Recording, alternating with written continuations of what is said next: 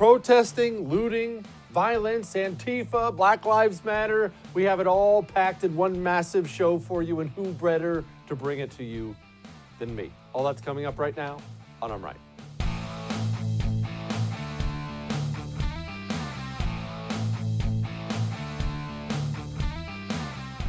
Hello and welcome. This is I'm Right with Jesse. I'm just kidding. You know I don't do it like that. Oh, before I forget, I have humongous news. Bill O'Reilly in the No Spin News coming right here to the first 8 o'clock Eastern time, Monday through Friday. His show's on right before mine, so now you get not 1, but 2 hours of amazing television with Bill O'Reilly and Jesse the Oracle Kelly. Yes, I gave myself that nickname, and I'm praying that it sticks because I love it. Now, on to all the crappy news of the day. What are we going to do? We're going to have to laugh at some point in time. Well, we have about 50, 60 million unemployed Americans. Stock market is unreasonably high, which you would think is a good thing, but it's actually a bad thing. All that means is there's a big old bubble that's going to burst. We have companies declaring bankruptcy, and America's on fire. Our major cities are on fire. It's all across the country. It's New York, Atlanta, Chicago, it's Seattle, it's Nashville. It's all across America. There's riots in LA. It's a complete disaster. And I feel like the events of the past week have gotten so crazy. There's so much in the news. And we're going to go over all the Antifa stuff and the crazy things the media is doing and the left and all that. But do we forget what this is actually about? I mean, I feel like we've taken every single narrative we can possibly take and taken off running with it.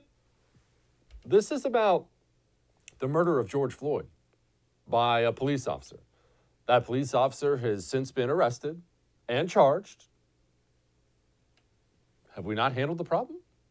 I don't want to speak out of turn here, but remember, I don't want to interrupt anybody's narrative on the left or right, but bad cop, captured on videotape, killing a guy. We all saw it. I mean, here it is. Here it is. Bro, you got him down, man. Let him breathe, at least, man. I can't breathe. I've been trying to help out. So you gotta breathe a little bit more. Neck, man. One of my homies died. He ran with the back phone. I'm about to just die, just say. Relax. Man, I can't breathe in my face. Just get up. What do you want? I can't breathe. Okay, that's ugly. That's all we're going to show you, but that's horrible. America was outraged. And remember this, all of America, with the exception of 1 or 2 internet trolls, everybody saw that video. It was long enough that it gave you the context you needed, and universally, left, right, middle, everybody, white, black, didn't matter. Everybody saw that and said, that's murder? You can't do that? The whole country agreed. It's not like some people, it's not like a big portion of America saw that and said, nice, we got him. Everybody was outraged, every single person. So that's a win, right? We see a dude getting killed by a cop on TV. It's really bad. The country joins together in one voice and says, that's wrong. Someone do something. That's a win. Okay, we're good. Except we're not good. Because let me tell you something. This was never about George Floyd. And you can give me the song and dance about, you don't understand this. It's about the unheard. It's about the this. It's about. It was supposed to be about George Floyd. Does he deserve that? Is that what his memory deserves? I honestly, if I ever die in some cause, just bury me in the ground. Say your thanks. Go have a beer on my behalf and move along. Please don't burn down America for me. Please don't. Nevertheless, this is what we have. Look at this. So you're telling me this insanity that's taking place all across the United States of America, this is about George Floyd? This is about the anger at police racism. That's what this is about, really? You're telling me we are angry about police racism, and that's what this is about? Here's my problem with that. These cities that are burning down, Minneapolis, New York, Chicago, LA, Seattle, Nashville, you name it, Atlanta, all of them. Their police departments are obviously have a long history. Much of it's very, very, very ugly. That's police work in general. You don't have to indict all cops. The job of a cop is to wade through the muck every single day. That's not a defense of bad cops. Will never be a defense of bad cops. But let's keep in mind, police officers have to go clean up crap all day long and then endure it as the public points and says, look, that guy's got crap on his shoes. That's their job. But okay, setting that aside, we're going to accuse all these police departments, all these cities of racism. Do you know the police department policies they're putting into place now in all these cities? These are all the most hard left, woke, friendly police department cities in the United States of America. Now, they in general have to deal with more crime on a daily basis because it's a city, and that's just the nature of any city throughout the history of mankind. That's not a race thing, that's a size thing. You get enough people congregated in one area, you're going to have more crime, more violent crime. That's how crime works. But we're going to say the cops in Minneapolis are racist? In New York are racist? In LA, in Chicago, in Atlanta?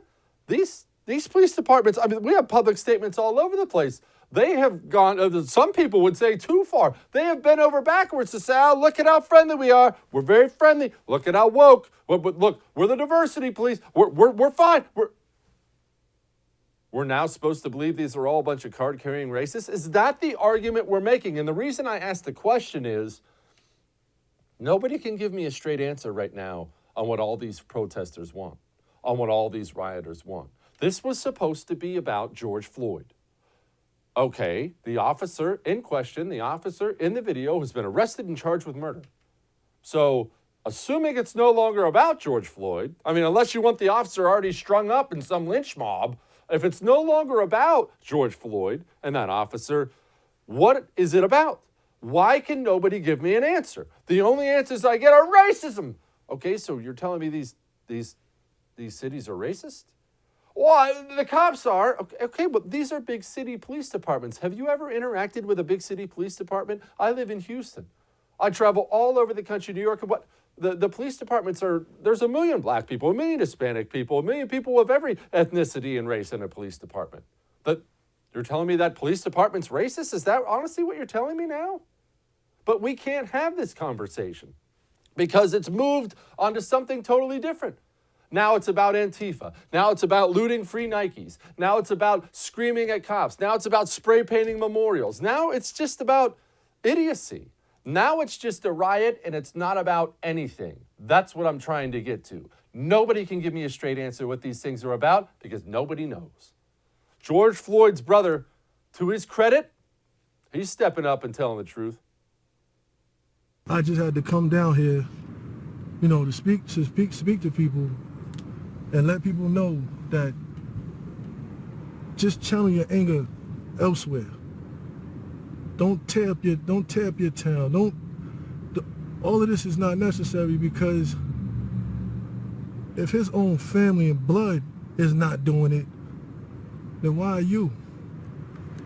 If his own family and blood is trying to deal with it and be positive about it and go another route to seek justice, then why are you out here tearing up your community? Because when you finish and then you turn around and then you want to go buy something, you done tore it up.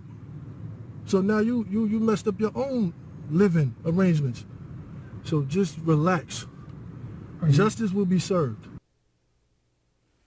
How about that? The one adult in the room. Good for him. His name's Terrence. Good for him. All that may have made you uncomfortable, but I'm right. Now, speaking of comfort, there's pretty much nothing more miserable in the world than going through a day when you didn't sleep the night before. And it's getting worse and worse as I get older. I know you're the same way. When you have that day where you got 3-4 hours of sleep, you're staring at the clock and you can't turn your mind off and you're thinking, oh my gosh, the next day's gonna suck. And it sucks, doesn't it? It's terrible. You walk through like a zombie. You can't think, you can't talk. Your body feels like crap. Stop. You know there's a solution, right? It's called Ebb Sleep.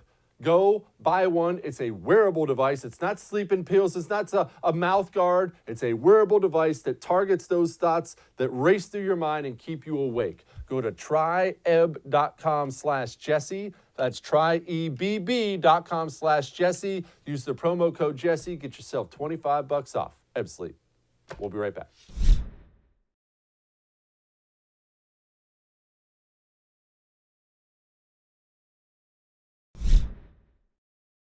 Antifa.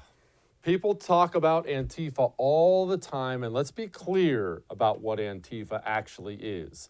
It's a massive conglomerate of a bunch of losers. All right, that's what Antifa is. It's every time you see the mugshots, it's always some dude with half-shaved head, half dreadlocks, face tattoos, looks like he or she's methed out of his mind. It's a group of losers who found each other in cities all across America, and they've decided now they're going to be anarchists. They're going to try to burn down the system, and they will do that thing that miserable losers do whenever they group up, and they'll try to bully people.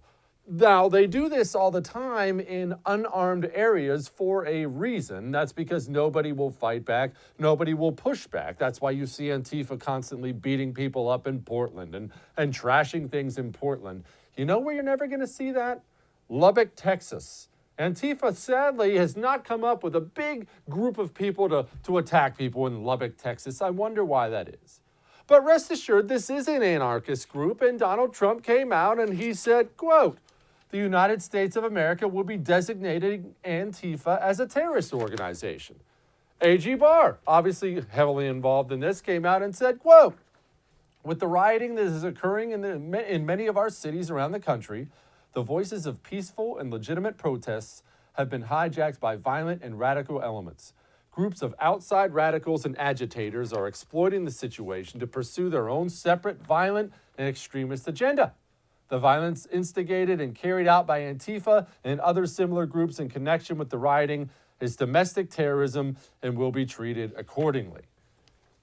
Okay, I have no issue with that. I have no issue with designating Antifa as a domestic terrorist organization. All that's fine. Fine with what Trump did. I'm fine with what Barr did. But here's my issue. Isn't that the easy thing? Isn't blaming everything on Antifa the easy thing? And I see this all the time. I see it all the time with people on the right. You see it less with people on the left, but people on the right have just decided, well, it's Antifa. It's Antifa. Oh, violence is Antifa. All that violence is Antifa. Definitely Antifa. It's not all Antifa. Why are we doing that? Why have we become this society who's so afraid to name and point out and criticize anybody unless they're, Antifa, unless they're the white nationalists? Let's just be honest about something.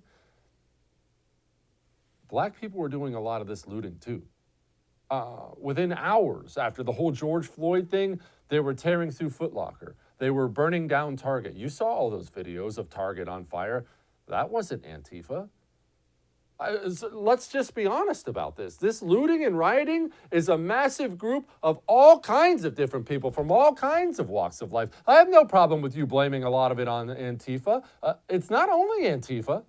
Some of it's suburban white kids doing the riot vacation thing where they traipse into town.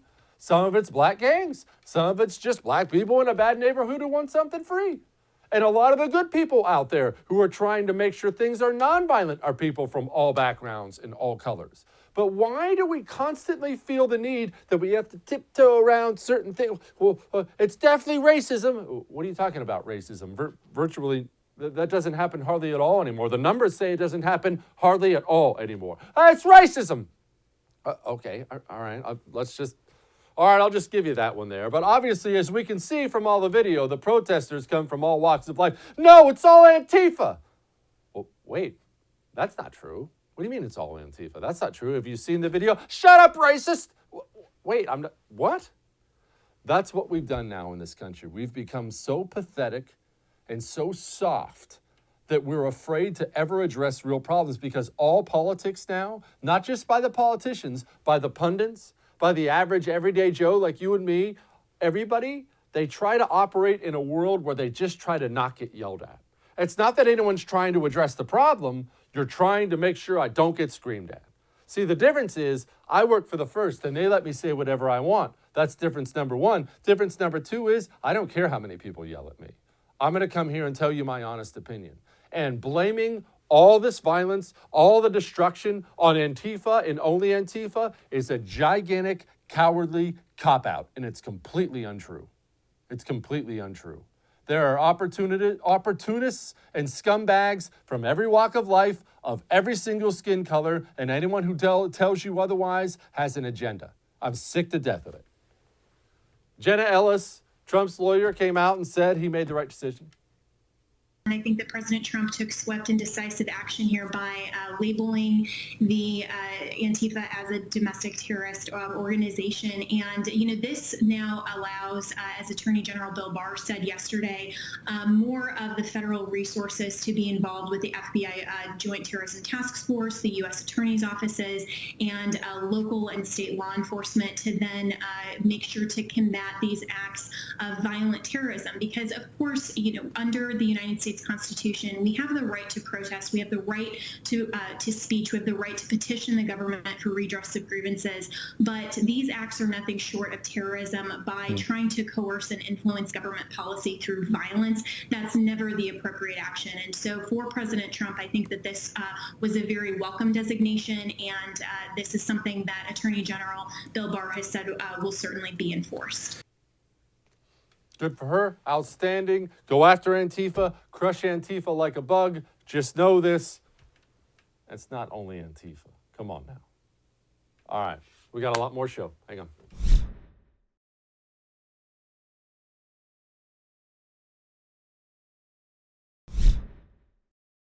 Joining me now, former police officer Brandon Tatum. He is also the founder and CEO of the Officer Tatum LLC. Brandon, police work. Obviously, you know a lot more about it than most of my viewers. You know a lot more about it than I do. I have made the argument, while obviously there are crappy cops everywhere out there in the history of law enforcement, that's just natural. We tend to forget that these guys also wade through the crap of society all day long, and then we point out whenever they're dirty. Am I wrong? I know you're 100% right. It's unfortunate that we do this in a society where we can tell that humans are evil. So as long as humans are police officers, there's going to be a few evil, bad people out there. As long as humans are doing surgery on you when you go to the hospital, there's going to be some bad people. So I think, and I hope, and I wish that people would just look at the facts, look at reality, and then base your frustration on whoever is doing the crime, whoever is doing the injustice. And in this case, or at least the one that's just come up with George Floyd, it's one officer. Leave the rest of the officers out of it unless they do something specifically.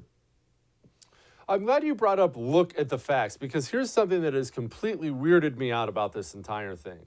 America is different. This is not 1960. This is 2020. This video came out, and Brandon, maybe you saw something different than I saw. I saw universal condemnation of that cop and what happened on that video from everybody on the left, everybody on the right, everybody in the middle, everybody black, white, Hispanic, every person I know, even internet trolls were saying, that's murder. And yet somehow we're burning down 140 cities over something we all agreed on. What got lost? Well, I think Stevie Wonder can see that this was a wrong action by a police officer. It's not that hard to determine that. You see a man with his knee on his neck, the man say he can't breathe. I don't care if it's a tactic that's used on a police department. As a former police officer, you cannot do that. And that is exactly why he got fired. That's exactly why he's been charged. I think that the justice was very swift. But this is what I want people to understand. This has nothing to do with George Floyd. This has nothing to do with justice. This has everything to do with revenge. And it has everything to do with these whiny, leftist, brain-dead people who are coming out to steal things, to come up off of profit from free televisions, free Gucci bags. It is blown out of proportion. And I believe that majority of this is never been about George Floyd. And if it was, if somebody want to have the litmus test, if it was about this gentleman in this situation, then after the cop was arrested, we will see no more protests. We will see no more violence. Brandon, I have argued that I think the blaming all this on Antifa is absurd. Yes, I'm fine. You want to designate them a terrorist group? Fine. Obviously, Antifa sucks. I obviously think they're part of it. I feel like that's the biggest cop-out in the world to say, well, it's all Antifa. They're from out of town. It's just all Antifa. Obviously, that's part of it. But why are we unable to talk frankly about certain things in society? Why are we unable to say, well, obviously there are some black gangs out there who are looting things. Obviously, there are some just flat-out suburban white kids not associated with anybody coming into town to have a little riot weekend and then go back out. This is a diverse protest and riot. Some people are doing the right thing. A lot of different people are doing bad things. But we don't seem to want to talk about that. Why? We're dying from a slow death of political correctness. Our leaders are cowards. They don't want for the life of them, they cannot be seen on camera saying anything negative about black people. I've watched the videos like everybody else in this country. Yeah, I see some Antifa people out there. I see a couple white people out there. I see a tremendous amount of black people running out of Foot Locker with Jordans in their hand. I see them beating the living daylights out of white people, yelling, kill the white person. I mean, come on, man. We cannot get anything done if people consistently project disingenuous conversations. There are white people a part of this. There are Mexican people. There are black people. But the problem with this is, and the people who are going to hold the bag of blame in this situation is going to be black people. And let me tell you why. Because there was a black man that was killed. They're yelling, Black Lives Matter. The argument and the frustration is because black people are being hunted down by police. And so the outrage that's necessitated by what happened to a black man, by black people in the community, with some white people sprinkled in there in Antifa, is going to make black people look bad. And I don't understand how people are not focused on facts and reality. Black people in America are not getting hunted down by police officers. Just last year, 2019, 365 days in a year, there was 9 black people who were shot unarmed. Most people understand that just because you're unarmed don't mean you're innocent. There was 9 black shot unarmed. This year alone in Chicago, Memorial Day weekend, there were 10 black people killed. They ain't even protest on a corner, let alone do a nationwide protest. These people are disingenuous. A lot of them are white and black alike. Why'd you become a cop? And I ask it for this reason. I live in the burbs. I'm not living downtown Houston. I'm not living downtown New York, downtown Chicago, anywhere else. I live in the burbs. But I look at the condition of the police officer in a big city right now, and I wonder why anybody would do the job. You're constantly under scrutiny. Most of the time, the mayor himself does not have your back. Everybody has a cell phone camera out recording your worst moment. Why did you do it? Because I can't picture anybody doing it.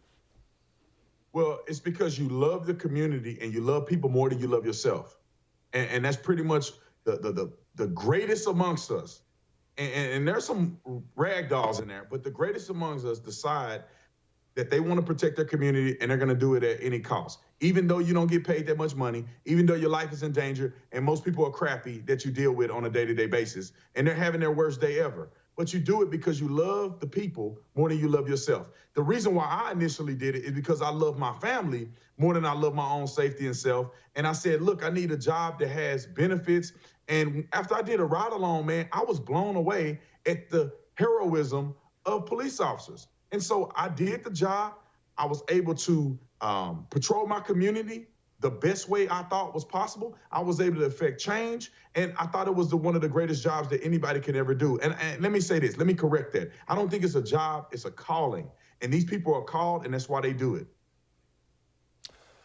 I see these cities that are burning down, Brandon, and I see them as being the most woke, kinder, gentler police department cities. For years, have they not done it right? Are cops poorly trained? Are cops, do they not know how to detain a suspect? Because dealing with this actual George Floyd situation, what are you doing with your knee on the back of a guy's neck for that long? I mean, for whatever the reason was, whether you're racist, whether you're just a bad cop, dude, that's just bad police work. Anybody can see he's detained and cuffed. Why does that kind of thing happen? Well, I think because you have these one-offs, man. You have a guy, I don't know, for whatever reason, he decided that he was going to do that. Even though the man is saying he can't breathe, even though people are videotaping him, he's a one-off. If that was consistent and the training was consistent with how this guy acted, there would be a tremendous amount of people dead. Probably every single person that resisted arrest would be dead today if the training was bad. So the training is not the problem in many of these situations. It's human nature. There are people that You got me back? There are people that are in the human race that are just evil, man. And that's pretty much what it comes down to. I do think police can use better training and more training. But in a lot of these cases, it's not the training that's the problem. It's the individual that's the problem. I've heard a lot of arguing in the past few days about police unions. People mad about police unions keeping cops from getting fired. What's your take on them one way or the other? In general, I hate unions. When I see a police union, though, I have a soft spot for them. Am I full of crap? No, I think police unions, people misunderstand police unions, right? If you don't have a police union, you don't have anybody protecting the police. And sometimes police officers make mistakes. Sometimes they do things that may not be, right. But you got to have somebody that protect them. And the police union is literally trying to protect the police officers' rights. And so they can represent you. It's almost like a defense attorney. I mean, are you going to tell defense attorneys that they should not exist? No, their clients have rights, and they're here to protect the rights. And a lot of times, if these police unions didn't exist, police officers would be getting thrown under the bus, and they would have no protection under the law or even their constitutional rights being protected. Because as we can tell, the city manager can care less about their police department in many of these cases. The mayor, the governor, they can care less. The police chief, they can care less. So in a lot of these cases, the union are the only ones that'll stand up for the police officers. Sadly, he's right. We do need defense attorneys. Brandon Tatum, thank you, my friend. Thanks for having me, brother. You're good. The man's right. We're going to have him back. He's really good. All right, hang on.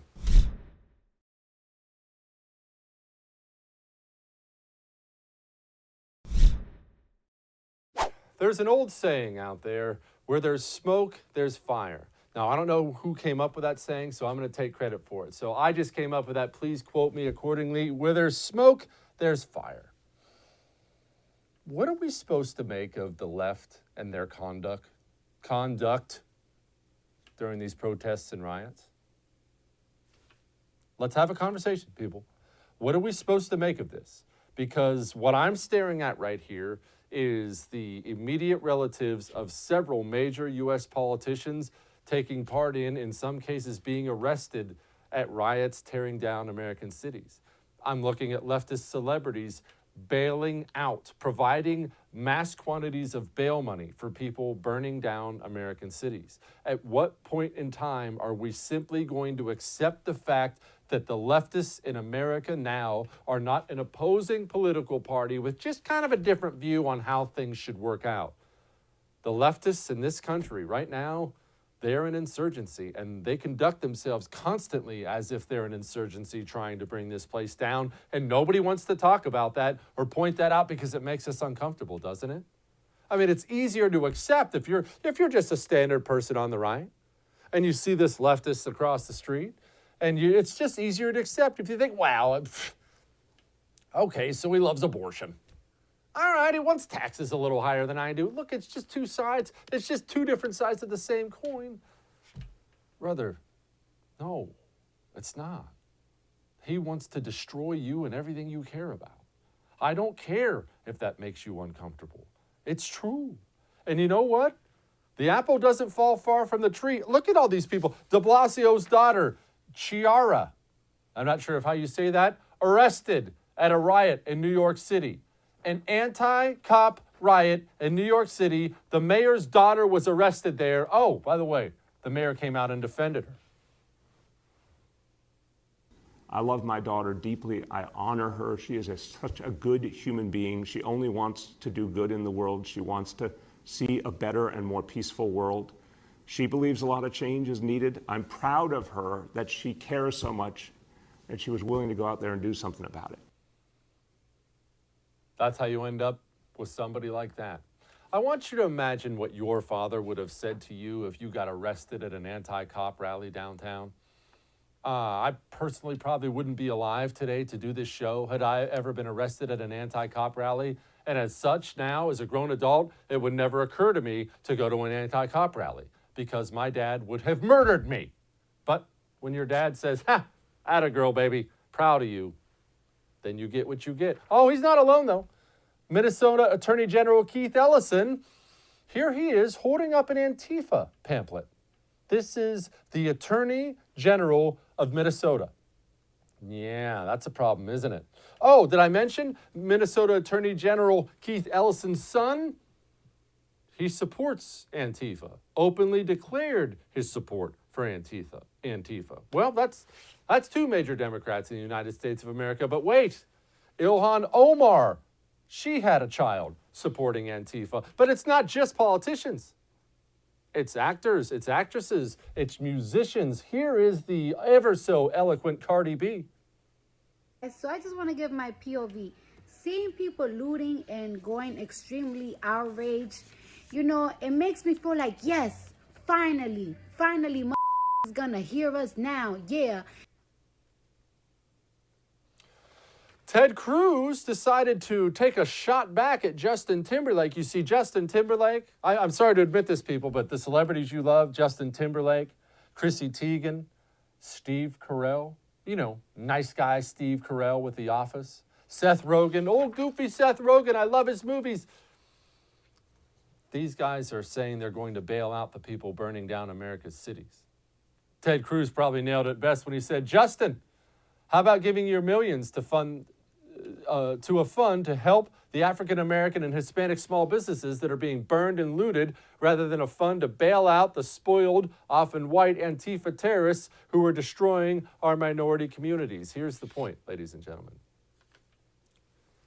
Where there's smoke, there is fire. What am I supposed to take from all this? I take it as a confirmation that I've been right all along. The left wants us to go down.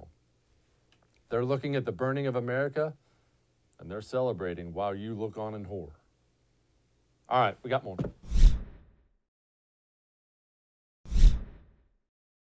I've been wanting to talk to this guy for a couple days now as I watch America burn.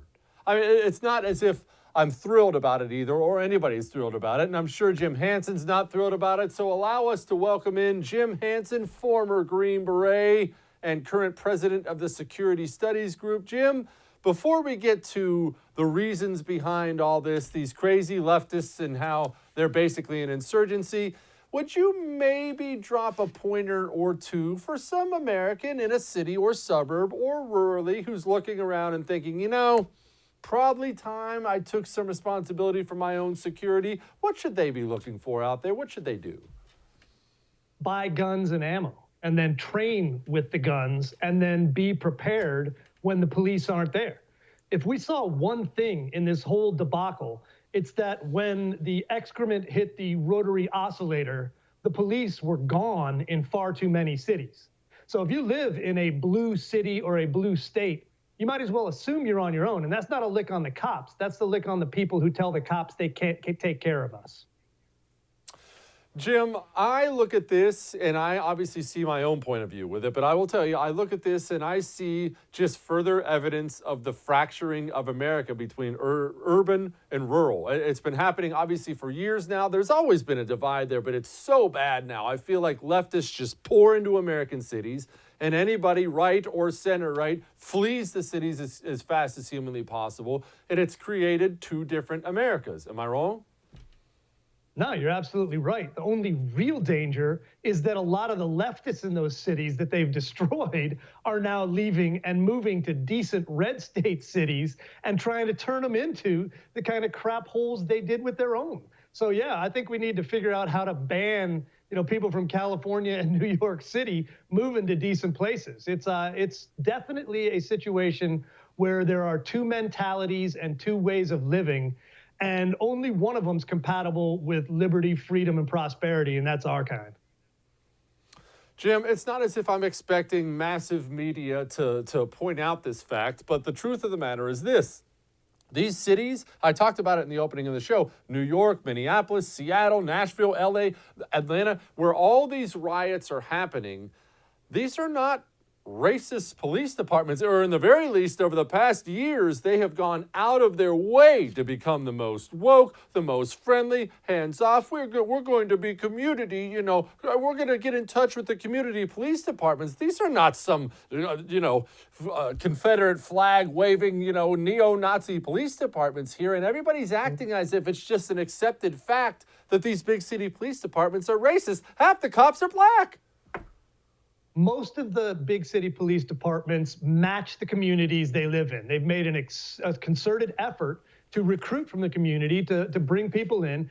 And like you said, though, what they did then is they emasculated those police departments and they stopped them from being able to be the forces of protection and forced them to be coddlers of criminals. And it hasn't worked. When on earth has backing down from a bully and pretending that they're gonna go ahead and stop their evil ways if you're just nicer to them worked? It's never worked anywhere on earth. And we saw the results now. They coddled them in Minneapolis and they burned a police precinct. And then it spread. As soon as they saw there was no consequences to this, then everybody who ever wanted a new pair of Air Jordans or a Chanel bag started breaking windows and ripping people off. And then worse than that, they started shooting at cops all over the country. And it's out of hand, and the only way to fix it is to have actual security by force. What does need to happen with, now, I'm not one of these people who wants some federal decree. I don't want federal legislation. I don't want President Trump handling it. Each city should handle its own policing. But in general, what is the divide there, Jim? Is this just a simple, poor areas are always going to have more crime no matter what color they are, and that's always going to create extra friction with the police department? Are there actual things that have to happen on a policing level? What should we do? Well, there's two things. Number one, it is outstanding to go ahead and have your police department be a part of your community.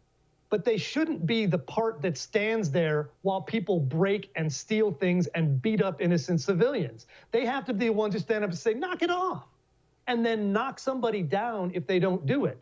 But they can't be the ones who take advantage of that. And then there's the friction. Where do you draw the line?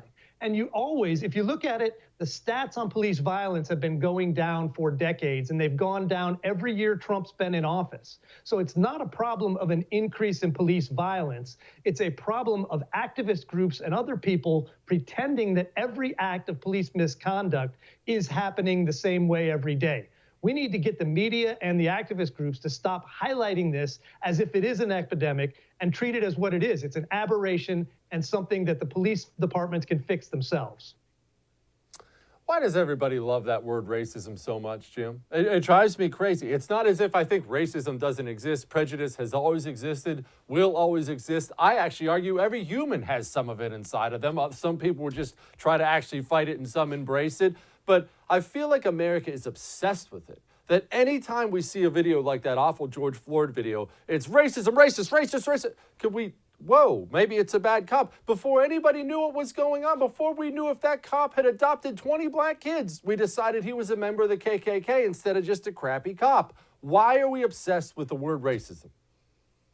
Because it works for the radical left activists. They get the attention they want, and they get the victimology rewards. Because if they've got client victims, and in this case, the liberal left has black racist victims, victims of racism who are black, everywhere. And all they have to do is present them, and the media and all of their allies will treat this as if it is an actual epidemic, when in reality, as you said, there is a little bit of racism everywhere and more than there should be everywhere. But it's not the biggest problem anybody in this country has. So we need to go ahead and acknowledge it where it is. Let's say, yes, there are people who do racist things and are treating other people horribly. They should stop, and we should all call them out. But it's not the epidemic that we need to focus on right now. The Rona was the epidemic we need to focus on. Now we need to move past that. We need to move past these riots, and we need to get back to turning this into a decent country again. Jim, we didn't get a chance to talk about this, so I'm going to change the subject on you. I realize your army, you're just going to have to catch up as fast as humanly possible here. Social media censorship. Donald Trump comes out, Twitter censors one of his tweets, and then fires back again, censors another one of his tweets. Donald Trump says, hey, we are ending this social media bias. Small government types are screaming. A lot of more nationalistic types are saying it's absolutely necessary. Where does Jim Hansen fall? I want a level playing field, man, and that's it. I don't want the government to intervene because the government doesn't do anything well. So all you're getting is something that's going to become worse the second the government takes over. But the problem is the social media companies are cheating. All right, they are not playing fair. They go ahead and stack the deck against conservatives and conservative thought, and that's not fair when they have a monopoly on the information space. So what I want and what Trump's doing right now, it's something we recommended, threaten their business model by saying we'll take away your immunity from lawsuits unless you stop viewpoint discrimination. If you stop that, we'll leave you alone, because we don't want to run the internet. We don't want the government to run the internet. We want the left to stop running the internet like it's their own private playground. That's not fair when they're the only ones right now with a playground. Not the way I want it, it's the way it is. It's why guys like you matter. We're taking back the airspace, we're taking back the info space. But until it's a fair playing field, they can't cheat. Jim Hansen, Security Studies Group, thank you, my friend. Good to be with you. We've got a video for the ages. Hang on.